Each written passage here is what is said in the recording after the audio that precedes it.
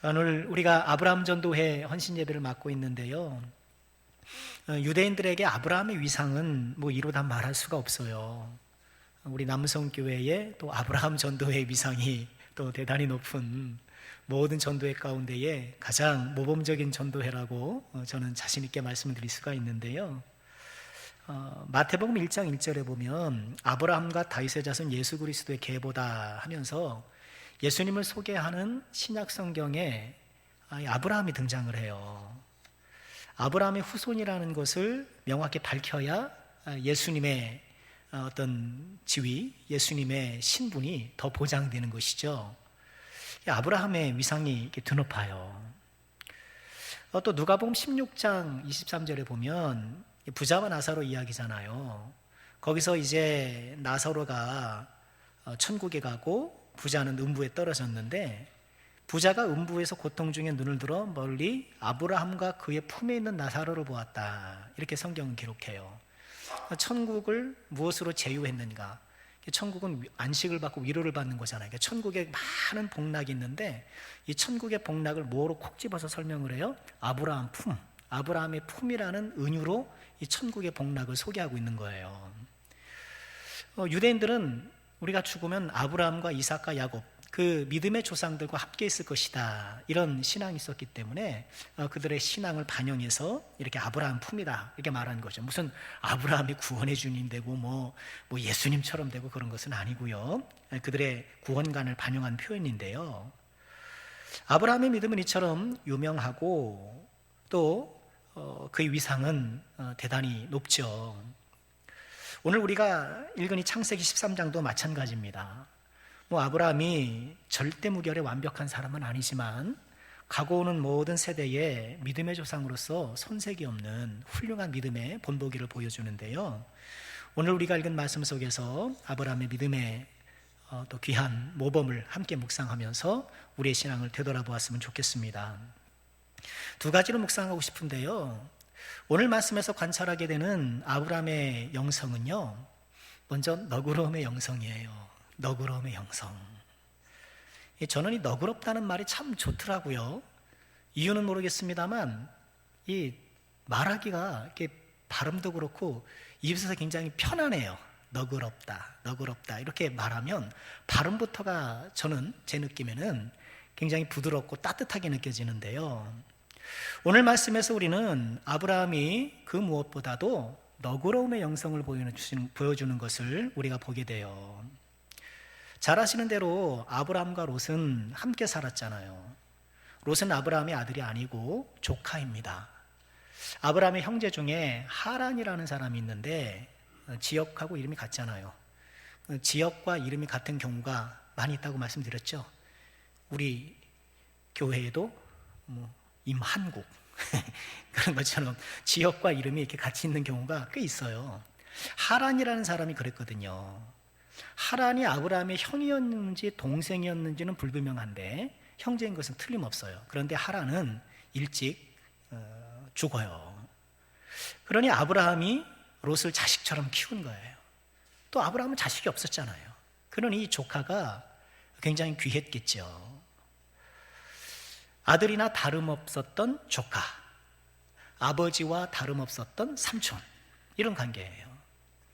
그런데 오늘 벌어지는 모든 이야기를 보니까 아들이나 다름없었지만 아들은 아니었던 것 같고, 아버지와 다름없었지만 또 아버지는 아니었던 것 같고, 우리 인간의 한계를 보게 되는 것 같긴 하는데요. 문제의 발단은 6절에 기록되어 있죠. 그 땅이 그들이 동거하기에 넉넉하지 못하였으니 이는 그들의 소유가 많아서 동거할 수 없었습니다. 아브람도 그렇고 롯도 그렇고 목축을 했습니다. 목축을 하려니 땅이 필요하고 물이 필요하고 초지가 좀 많이 있어야 되잖아요. 그런데 아브람도 그렇고 롯도 그렇고 점점점 넉넉해지는 거예요. 그러니 그들이 차지하고 있는 땅이, 거주하고 있던 땅이 그들을 수용하기가 어려웠던 거예요. 급기야 7절 말씀처럼 아브라함의 종들과 롯의 종들이 서로 다투는 일까지 벌어진 거예요. 아브라함의 가축의 목자와 롯의 가축의 목자가 서로 다투었다, 이렇게 이야기를 해요. 참 안타까운 일이죠. 오늘 말씀을 이렇게 보면서 그런 묵상을 해보았어요. 대개 우리는 없을 때는 평안하다가 무엇을 갖게 되면 다투는 경우가 많다. 그렇게 우리는 알잖아요. 그 말도 맞는데, 그런데 죄인은 꼭 그런 것 같진 않더라고요. 적게 가졌을 때는 작게 다투고 많이 가지면 크게 다투는 것 같더라고요. 죄인이라서 그래요. 죄인 있는 곳에 다툼이 있는 거예요. 참, 이 아브라함과 롯, 삼촌과 조카가 물론 본인들의 마음은 그렇지 않겠지만 그 아래 일을 보는 사람들이 서로 다투는 지경에 이르게 된 거예요. 그런데 이 다툼 해결을 위해서 누가 먼저 나서나요? 아브라함이 나서는 거예요. 이 아브라함의 훌륭함이에요. 어린 조카라고 괘씸하게 여기고 뭐 그렇게 문제 제기를 했다고 한다면 문제가 더 확산했겠죠. 문제가 더 커졌겠죠.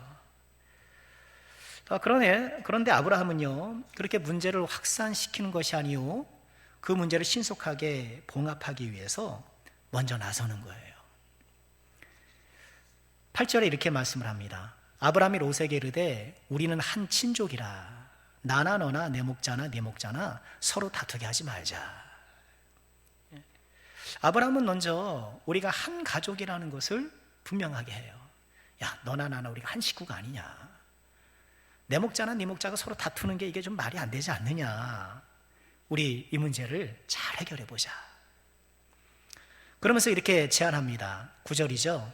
내 앞에 온 땅이 있지 아니하냐. 나를 떠나가라. 내가 좌하면 나는 우하겠고 내가 우하면 나는 좌하리라.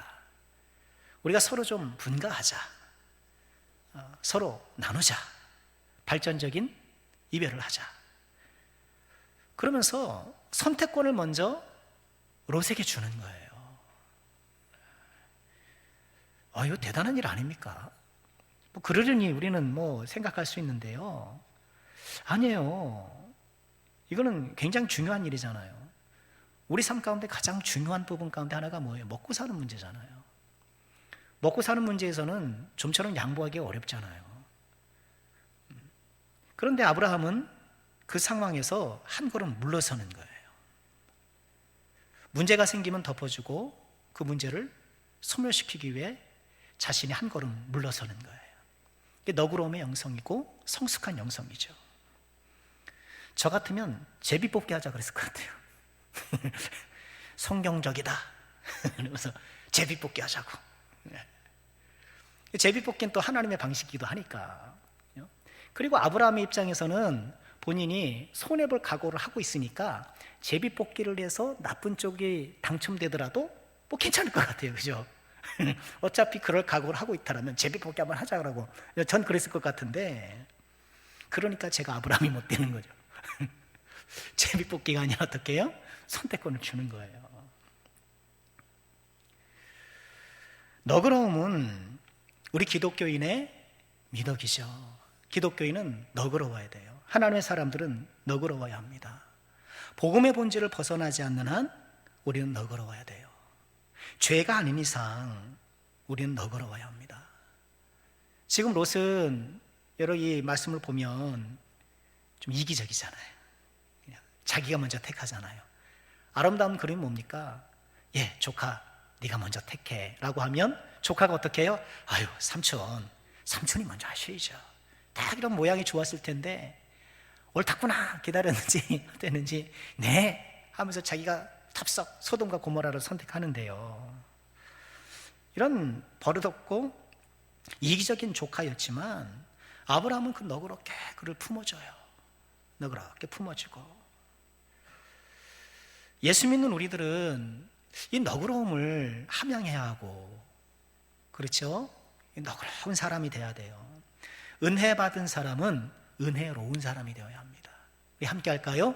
은혜 받은 사람은 은혜로워야 한다. 은혜 받은 사람은 은혜로워야 해요. 이것이 아브라함의 영성이었습니다. 또 하나 오늘 말씀에서 우리가 묵상하게 되는 아브라함의 영성 두 번째는요, 역시나 제단의 영성이더라. 예배 영성이라는 거예요. 요즘 지난주 오전 예배, 지지난주 오전 예배 계속해서 예배를 좀 강조하게 됐더라고요. 오늘 오후 말씀에서도 이 예배의 중요성이 부각되는데, 자, 먼저 이 아브라함의 너그러움 이 행위가 오늘 본문에 어떤 구조에 위치하고 있는가, 이걸 좀 관찰해 볼 필요가 있어요.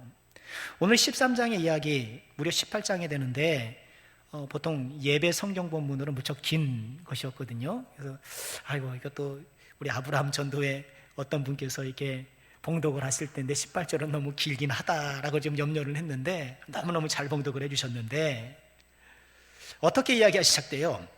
3절에 보면 그가 네게브에서부터 길을 떠나 베델에 이르며 베델과 아이 사이 곧 전에 장막 쳤던 곳에 이르렀다. 지금 이 말씀의 배경은요, 잠시 후에도 말씀드리겠습니다만, 이 아브라함과 모든 일가가 애굽에 내려갔다가 다시 올라온 그 상황이거든요. 그 상황에서 베델과 아이 사이, 베델이라는 곳과 아이 사이에 어떤 장소가 있었던 것이죠. 거기에 아브라함이 장막을 쳤는데 4절에 보면 그가 처음으로 제단을 쌓은 곳이라. 즉 그가 하란에서 부름받고, 저 북쪽 하란에서 부름받고 가나안에 도착했을 때 맨 처음 제단을 쌓았던 곳이 바로 그곳이란 말이에요. 지금 애굽에서 이제 올라와서 거기에 도착했다는 거예요. 그때 과거에 쌓았던 그 제단을 다시 재활용한 것 같아요. 그 제단을 쌓은 곳에서 여호와의 이름을 불렀다, 이렇게 얘기를 해요. 13장의 시작은 여호와께 제단을 쌓고 여호와 이름을 부르는 이 예배로 시작이 돼요. 그리고 끝나는 18절, 오늘 모든 이야기가 끝나는 18절에도 어떤 말씀이 있습니까? 이에 아브라함이 장막을 옮겨 헤브론에 있는 마므레 상수리 수풀이를 거주하며 거기서 여호와를 위하여 제단을 쌓았다. 오늘 이 창세기 13장의 이야기는 하나님께 제단을 쌓아 여호와 이름을 불렀다라는 것과, 그리고 거기서 여호와의 제단을 쌓았다 하면서 하나님께 제단 쌓고 예배드린 이 두 이야기가 서두에 그리고 말미에 이렇게 딱 자리를 잡고 있어요. 여러분, 이런 구조를 뭐라고 얘기를 하죠? 이런 구조를 우리 학교 다닐 때 시도 이런 구조가 있잖아요. 이런 걸 수미상관이라 그러죠. 수미상관. 오늘 이야기를 기록하면서 창세기를 누가 기록했죠? 모세가 기록한 거예요. 모세가 오늘 이야기를 기록하면서 특별히 아브라함이 예배를 드렸던 사실을 부각시키고, 그거를 이야기 서두에 그리고 말미에 딱 배치시키고, 그 속에 어떤 이야기가 담겨 있는 거예요? 아브라함이 너그러이 롯에게 양보한 이야기를 담고 있는 거예요. 그러니까 이 13장의 구조 자체가 우리에게 주는 메시지가 분명한 것이죠. 우리의 너그러움은 어디서부터 나온다? 예배를 통해 나온다는 거예요. 하나님께 받은 은혜를 통해 나온다는 거예요. 우리의 너그러움은 성격적으로 그 사람 너그러고 그런 사람 있잖아요. 신앙생활을 하지 않음에도 불구하고 신앙생활을 하는 사람보다 더 너그러운 사람, 그런 사람 있잖아요. 그렇게 본인의 어떤 인간적인 본성이나 타고난 성품, 그런 것도 귀한 장점이긴 하지만, 지금 오늘 말씀 속에서 우리에게 모범적으로 제시해주는 아브라함의 너그러움은 그런 인간적인 본인의 어떤 성향이 아니라 하나님께 드리는 예배를 통해서, 하나님께 받은 은혜를 통해서 함양되고 가꾸어진 너그러움이라는 거예요. 그러니 너그러움을 통해서 누가 영광 받으셔요? 하나님이 영광 받으시는 거예요. 그 사람 성격 좋아, 그 사람 너그러워, 이게 아니고 그 사람을 너그럽게 한, 그 사람에게 온유함을 주신 그 하나님을 찬양하게 하는 거예요. 예배하는 사람은 너그러워야 돼요. 말씀드린 것처럼 은혜 받은 사람은 은혜로워야 하고. 이제 우리 명절 시작하잖아요. 명절 다 가면은, 시댁에 가면 뭐가 딱 기다리고 있어요? 싱싱한 재료들이 딱 기다리고 있는 사람의 손이 닿지 않는 동그랑땡, 사람이 한 번도 만진 적이 없는 싱싱한 재료들이 나를 딱 기다리고 있었다 말이죠. 여러분, 명절에 시험 들 때가 있잖아요. 그런 가사노동이 힘들고. 근데 요새는 좀 많이 줄지 않았나요? 그렇죠? 이제 서로 그런 인식이 이제 많이 좀 확산이 돼서 너무 음식 많이 하지 말라고. 접수도 그렇거든요. 아니 무슨 명절에 뭐 음식하다가 그냥 지쳐 쓰러지게 생겼어요. 막 왜 그렇게 명절에 쉬질 못하고 그래요? 옛날에 못 먹는 때도 아니고, 그죠? 어디 가면 뭐 사 먹을 것도 참 많고, 그럼 먹을 게 얼마나 많습니까? 명절에 좀 편안하게, 좀 간단하게 먹어도 될 법도 한데, 또 명절에 모이면 다른 형제들 이렇게 가족들 모이니까 또 은근히 비교하고 그래요. 은근히 비교하고 그래요. 아이들이 이제 비슷한 학년기면은 어느 학교를 갔냐, 취직을 했냐, 뭐 이런 것 때문에 아니 괜히 좀 위축되기도 하고 괜히 마음이 불편할 수 있거든요. 여러분, 이번 명절에 너그러움을 보일 수 있는 우리가 되길 주의 이름으로 축원합니다. 이렇게 명절을 파고드는 이 사탄의 괴계를 우리가 좀 파악을 하고요. 오전에도 제가 광고 말씀드렸는데 이렇게 혹여나 믿지 않는 가족들도 많이 있고 그러잖아요. 이런 명절에 가족들이 모였을 때 우리 예수 믿는 사람들이 더 소금이 되고 더 빛이 되고, 그러면 하나님께서 더 은혜와 사랑 베풀어 주시지 않겠습니까? 별로 아멘을 안 하시네요. 하나님께서 은혜를 주시지 않겠습니까? 예. 이 명절에 소금과 빛의 너그러움을 보여줄 수 있는 우리가 되길 주의 이름으로 축원합니다. 그런데 이 아브라함의 제단은요, 두 가지 특징이 있어요. 첫 번째는 실패를 위로하는 제단이었어요. 하나님께서 이 제단을 보고 아브라함의 실패를 위로해 주시는 거예요. 우리가 13장을 읽었습니다만 앞서 12장에 아까 말씀드린 대로 애굽을 내려갔단 말이에요. 아니 아브라함이 하나님께서 야 내가 지시하는 땅으로 가라, 딱 그렇게 해서 가나안에 내려왔더니만 얼마 지나지 않아서 가나안에 뭐가 닥쳤어요? 흉년이 닥친 거예요. 아니 하나님이 가라 그랬으면은 가면 풍년이 있어도 좋은 일이고 막 그래야 되는데 하나님 명령에 순종해서 가나안 갔더니 내가 흉년을 맞게 된 거예요. 그러니 흉년을 피해서 아브라함이 물자가 풍부한 애굽으로 내려간 거예요. 거기서 되게 좀 벼터보려고. 근데 거기서 무슨 일이 생깁니까? 아내를 누이라고 속이잖아요. 아내를 누이라고 속였더니 애굽 왕 바로가 사라를 눈여겨봤어요. 그래서 그를 데려가서 아내로 삼아버렸단 말이에요. 근데 이런 사건이 두 번 있잖아요. 두 번 있었는데 이게 첫 번째거든요. 근데 여러 가지 상황상 보면 실제로 일정 기간 사라가 바로의 아내가 되었던 것 같아요. 그래 보여요. 아내로 삼았다 그랬거든요. 그러니 아브라함 입장에서는 기가 찰 노릇이죠. 자기 목숨 부지하겠다고 비겁하게 부인 앞세워서. 그런데 바로가 그것 때문에 하나님께 벌을 받아요. 재앙을 받는단 말이에요. 그 자초지종으로 따져보니까 아니 사라가 이게 누이가 아니라 부인인 거예요. 그냥 바로가 이제 화가 나가 너희 나를 속였느냐, 야 여기 재물 가지고 있는 나가라 하면서 이렇게 아브라함이 애굽에 내려가서 철저하게 실패하고 올라온 거예요. 그게 13장이란 말이에요. 이런 실패감을 갖고 이런 패배감을 갖고 아브라함이 찾아갔던 것이 어디입니까? 처음에 제단 썼던 그곳에 찾아갔던 거예요. 그리고 거기서 하나님 앞에 예배한 거예요. 하나님은 우리를 위로하실 때 어떻게 위로하셔요? 우리가 하나님께 드리는 예배를 통해 위로하시는 거예요. 우리가 말씀을 통해 위로를 받기도 한처럼 우리가 오전에 그런 말씀도 나누었는데요. 흉년을 피한답시고 애굽으로 내려갔다가 더 큰 환난을 당한 이 아브라함. 그런데 하나님께 드리는 예배를 통해서 그의 흑역사가 지워지고 회복되고 모든 소유가 많아졌다는 것이 하나님께서 그게 복을 내리셨던 또 하나의 상징이니 하나님께서 그를 하나하나 회복시켜 주시고 그를 위로해 주시더라. 무엇을 통해서요? 하나님께 드리는 예배를 통해서.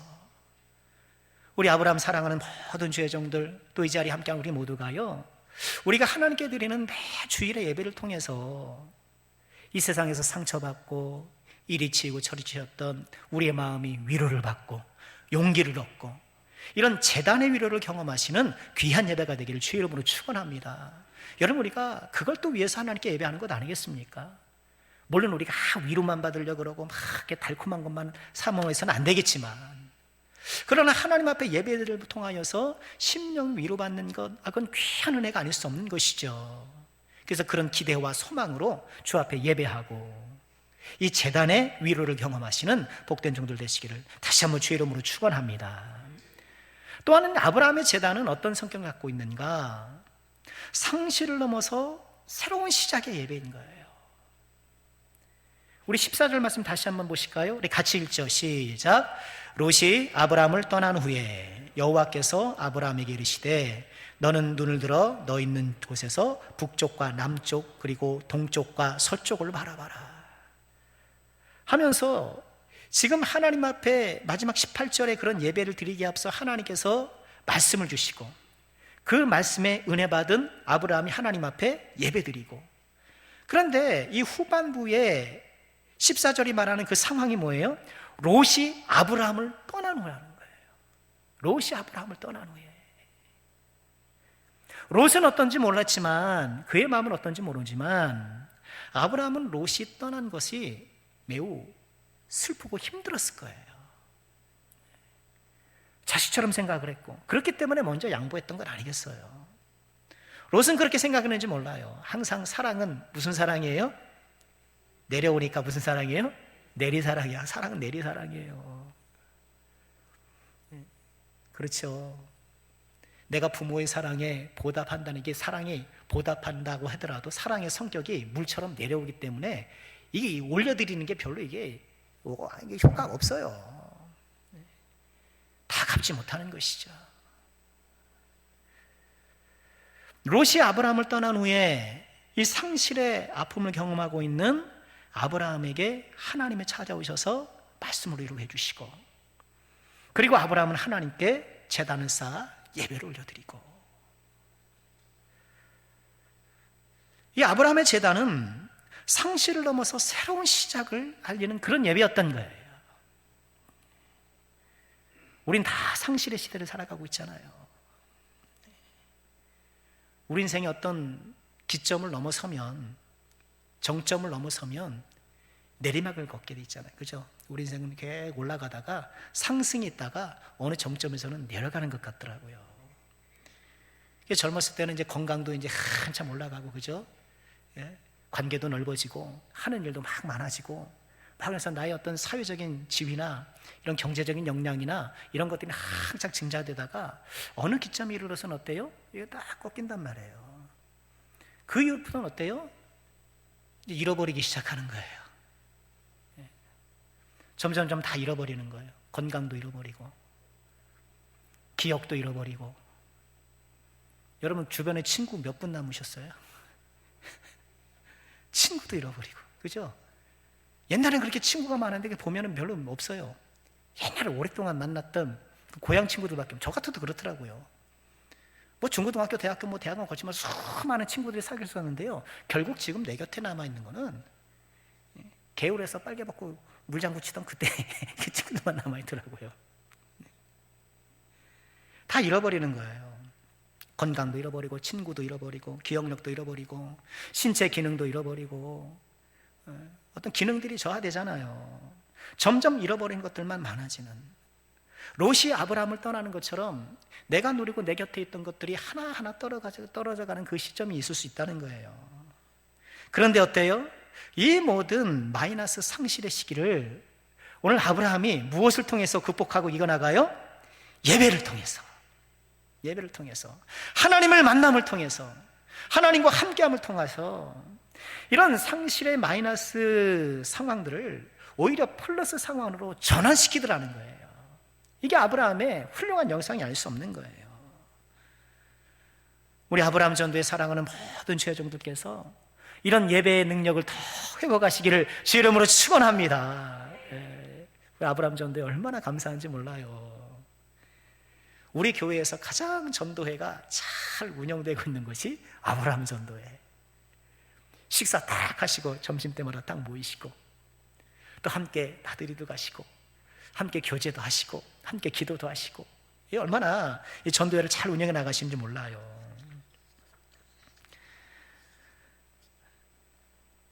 하나하나 내가 가지고 누렸던 것을 잃어버리는 상실의 시대, 이 사실을 우리가 부정하기 어렵죠. 우리 아브라함 전도회, 우리 귀한 어르신들도 그런 느낌을 가질 수 있다고 생각을 해요. 하나하나 내 곁에 있는 것들이 나를 떠날 때, 그러나 이런 상실을 무엇으로 만회하고 무엇으로 극복해요? 하나님 앞에 드리는 예배를 통해서. 고린도후서 4장 16절에는 이렇게 말씀을 하셔요. 같이 읽어볼까요? 시작. 그러므로 우리가 낙심하지 아니하노니 우리의 겉사람은 낡아지나 우리의 속사람은 날로 새로워지도다. 할렐루야. 이런 은혜가 꼭 있게 되길 주의 이름으로 축원합니다. 우리의 겉사람은 낡아질 수밖에 없죠. 낡아질 수밖에 없어요. 그러나 우리의 속사람은 날로 새로워지는 것. 어떻게? 오늘 아브라함처럼, 롯이 아브라함을 떠나는 것처럼 모든 것들이 하나하나 내 곁을 떠나는 그 순간에도 하나님을 바라보고 하나님 앞에 드려지는 예배를 통하여서 그 심령이 회복되어지고 그 능력이 셈을 얻게 되고. 말씀 마치고자 합니다. 오늘 잠시 아브라함의 영성 묵상했는데요, 우리 모두가 이 아브라함의 영성을 소유하길 주의 이름으로 축원합니다. 아브라함의 영성은 너구름의 영성, 갈등을 봉합하고 문제를 해소하고, 아브라함의 영성은 제단의 영성, 실패와 상실을 이겨내는 예배의 능력을 누리며 살아가는 이 예배의 영성이라는 것을 다시 한번 꼭 기억하시고, 이 귀한 아브라함의 영성, 또 아브라함에게 주신 하나님의 놀라우신 은혜가 우리 아브라함 전도의 귀한 우리 집사님, 장로님 모든 분들에게, 또 이 자리에 함께한 주의 종들 가운데에 가득하기를 주님의 이름으로 축원합니다.